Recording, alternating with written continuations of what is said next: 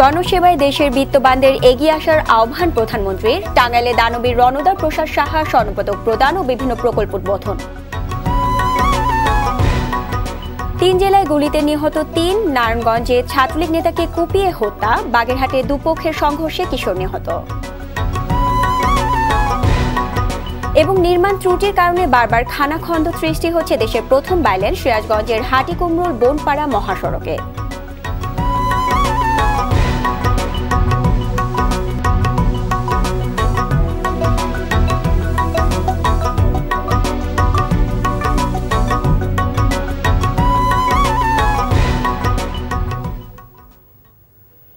আসসালামু আলাইকুম, স্বাগত RTV জেলার সংবাদে। শুনছিলেন শিরোনাম, আপনাদের সঙ্গে আছে আমি নুসা সুলতানা।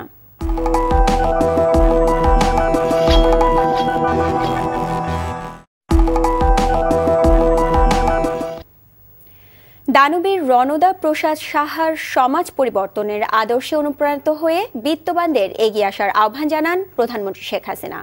সকালে টাঙ্গাইলের মির্জাপুরে কুমুদিনী কমপ্লেক্সে রণদা প্রসাদ সাহার স্মারক স্বর্ণপদক 2019 প্রদান অনুষ্ঠানে এই আহ্বান জানান তিনি। প্রধানমন্ত্রী বলেন, বাংলাদেশ যে উন্নয়নের পথে চলছে তা আজ দৃশ্যমান।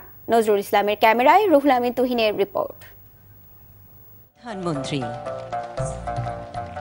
দানবীর রণদা প্রসাদ সাহা স্মারক স্বর্ণপদক প্রদান ও কুমুদিনীর 86তম বর্ষপূর্তি অনুষ্ঠানে যোগ দিতে কুমুদিনী কমপ্লেক্সে আসেন প্রধানমন্ত্রী শেখ হাসিনা।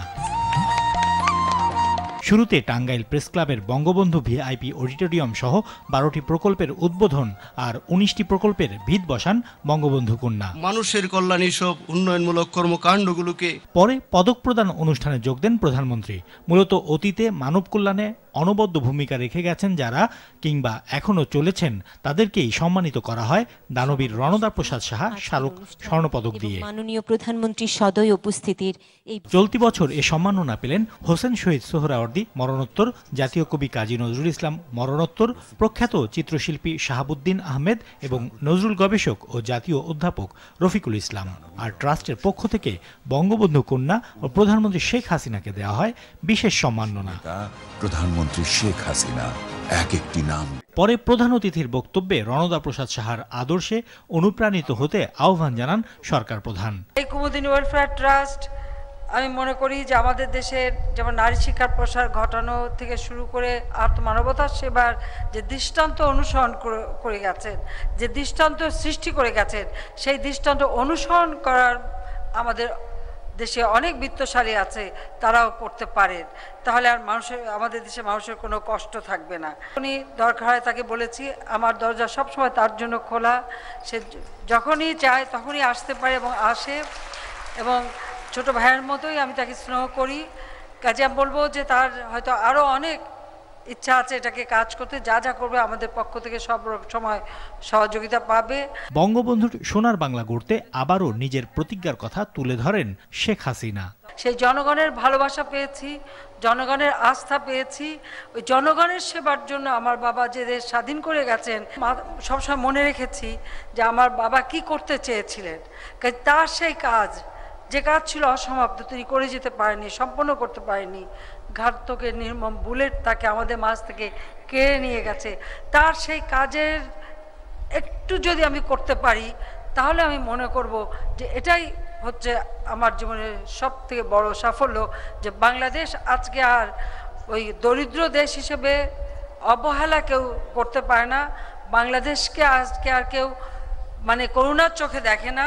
এর আগে প্রধানমন্ত্রী পদক প্রদান অনুষ্ঠানে উপস্থিত হলে মনোমুগ্ধকর ডিসপ্লের মাধ্যমে তাকে স্বাগত জানায় ভারতেশ্বরী হোমসের শিক্ষার্থীরা।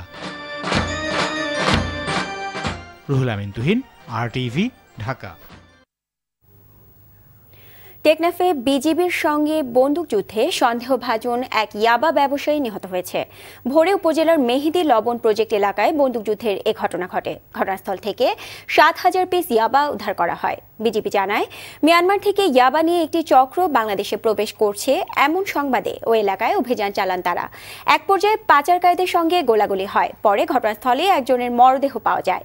এদিকে ঝিনাইদহের মহেশপুরের বকুন্দিয়ায় এক যুবকের গুলিবিদ্ধ মরদেহ উদ্ধার করেছে পুলিশ। পুলিশ। অপরদিকে চুয়াডাঙ্গার জীবননগর উপজেলায় এক যুবকের গুলিবিদ্ধ মরদেহ উদ্ধার করা হয়েছে।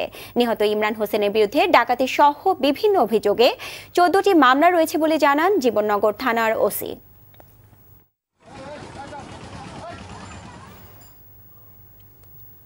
নারায়ণগঞ্জের রূপগঞ্জে আধিপত্য বিস্তার নিয়ে ছাত্রলীগ নেতাকে কুপিয়ে হত্যা করেছে দুর্বৃত্তরা। গতরাতে উপজেলার শিমুলতলী এলাকায় হত্যাকাণ্ডের এ ঘটনা ঘটে। নিহত সোহেল মিয়া ভোলাবো ইউনিয়ন ছাত্রলীগের প্রচার সম্পাদক।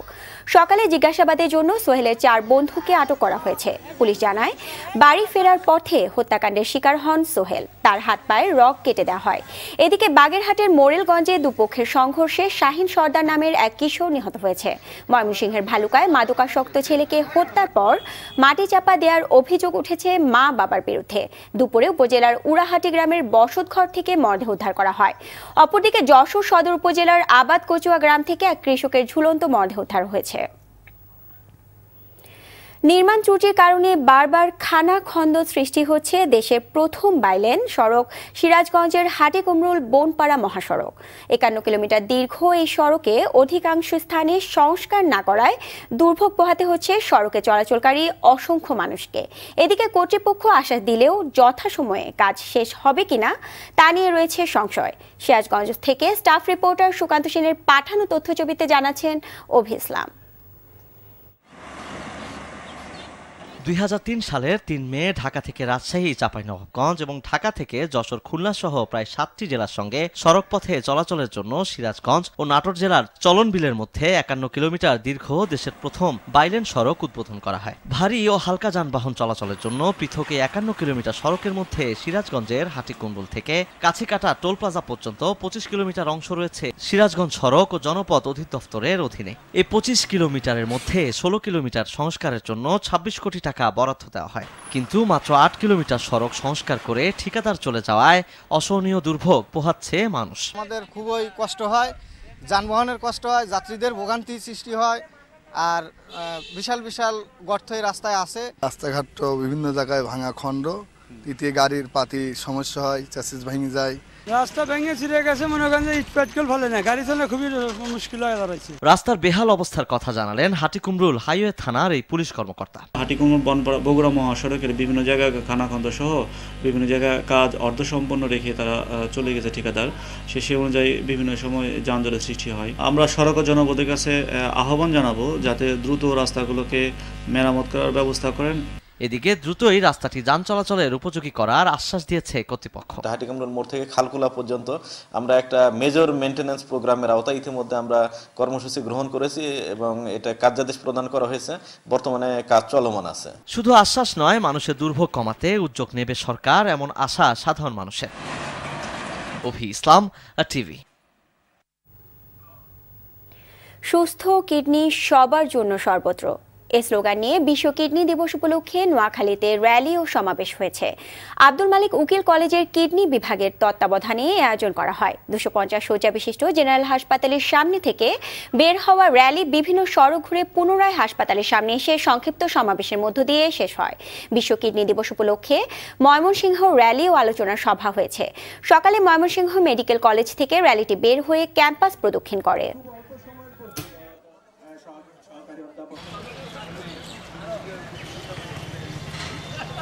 Thank you, Department of Nephrology College.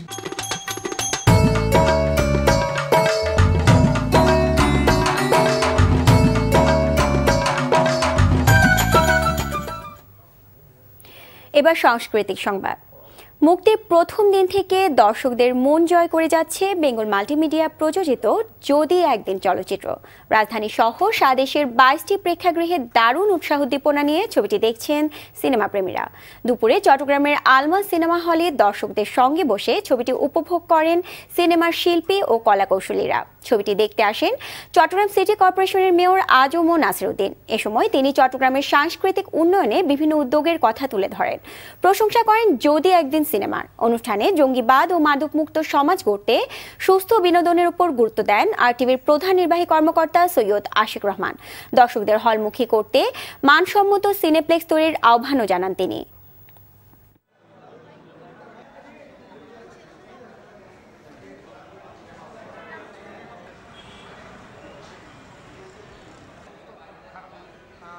কিন্তু ইদানিং আস্তে আস্তে বেশ কিছু মানসম্পন্ন সুস্থ বিনোদনের সিনেমা এখন তৈরি হয়েছে, যার কারণে আবার দর্শকরা সিনেমা হলমুখী হতে শুরু করেছে। তো আমি প্রত্যাশা করব যদি একদিন এটাও জনগণের যে প্রত্যাশা সে প্রত্যাশাটা পূরণ করে। সুষ্ঠু বিনোদন যদি থাকতো তাহলে মানুষ এত বেশি মাদকে কিংবা জঙ্গিবাদে জড়িয়ে যেত না। আমরা বিশ্বাস করি বাংলাদেশের যে এই সুন্দর এই শক্ত সংস্কৃতি রয়েছে, এই সংস্কৃতির সুষ্ঠু বিকাশই একমাত্র এগুলো থেকে মানুষকে ফিরিয়ে আনতে পারে, এবং সেই কারণে সেই জায়গাগুলোর জন্য যে সহযোগিতা করা দরকার, যেই পরিবেশটা দেওয়া দরকার, সেটা হলো সুষ্ঠু বিনোদন কেন্দ্র, সুন্দর বিনোদন কেন্দ্র। দর্শক, চট্টগ্রামের সিলভার স্ক্রিন সিনেমা হলে রয়েছেন সহকর্মী কাজী মঞ্জুরুল ইসলাম। সরাসরি যোগ দিয়েছেন তিনি। মঞ্জু, চট্টগ্রামের সিলভার স্ক্রিন সিনেমা হলে যদি একদিন সিনেমাটি দেখার পর দর্শকের মাঝে প্রতিক্রিয়া কেমন দেখছেন? আপনারা জানেন যে যদি একদিন সিনেমার পুরো টিম আজকে চট্টগ্রামে অবস্থান করতে, তারা দুপুরের দিকে ছিল চট্টগ্রামে আলমা সিনেমা হলে। আমরা ওই সময় দেখেছি যে আলমা সিনেমা হলে প্রচুর পরিমাণে আজকে দর্শক ছিল এবং দর্শকদের সাথে যদি একদিন টিমের সদস্যরা কথা বলেছেন। এখন আমরা আছি যদি একদিন টিম আসবেন চট্টগ্রামের সিলভার স্ক্রিনে কিছুক্ষণের মধ্যে যদি একদিন টিম এখানে উপস্থিত হবেন। আমরা দেখতে পাচ্ছি যে এখানে প্রচুর পরিমাণ দর্শক উপস্থিত হয়েছেন এবং তারা উপস্থিত হয়েছেন। আমরা এখন কথা বলবো এই সিলভার স্ক্রিনের ম্যানেজারের সাথে। তিনি আমাদেরকে বলবেন যে এখানকার আসলে দর্শকের চাহিদাটা কেমন ছিল যদি একদিন।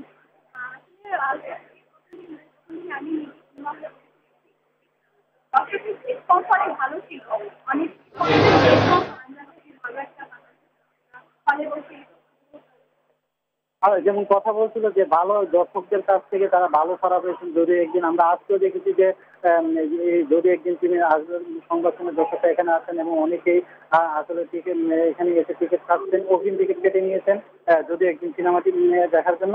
এই ছিল আমাদের চট্টগ্রামের সিলভার স্ক্রিন থেকে সর্বশেষ। ধন্যবাদ মঞ্জু আপনাকে। চট্টগ্রামের সিলভার স্ক্রিন থেকে যুক্ত ছিলেন কাজী মঞ্জুরুল ইসলাম। সংবাদ শেষ করার আগে শিরোনামগুলো জানিয়ে দিচ্ছি আরেকবার।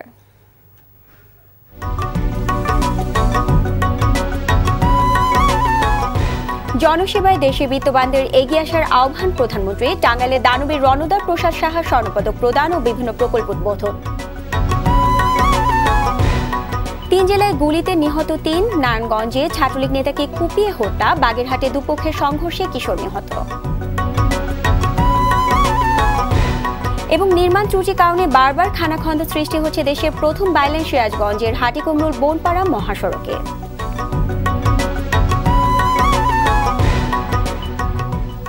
জেলার সংবাদ এ পর্যন্তই। আর টিভি সবশেষ সংবাদ জানতে যে কোনো মোবাইল ফোন থেকে 2414 নম্বরে ডায়াল করুন। আর মোবাইল ফোনে সংবাদ দেখতে অ্যাপ স্টোর, গুগল প্লে বা স্টোর থেকে ডাউনলোড করুন RTV অ্যাপস। এছাড়াও তাৎক্ষণিক ও বিনোদন সংবাদ জানতে বিশ্বের যে কোনো প্রান্ত থেকে ভিজিট করুন facebook.com/rtv online এবং youtube.com/rtvdigitals। ধন্যবাদ সবাইকে।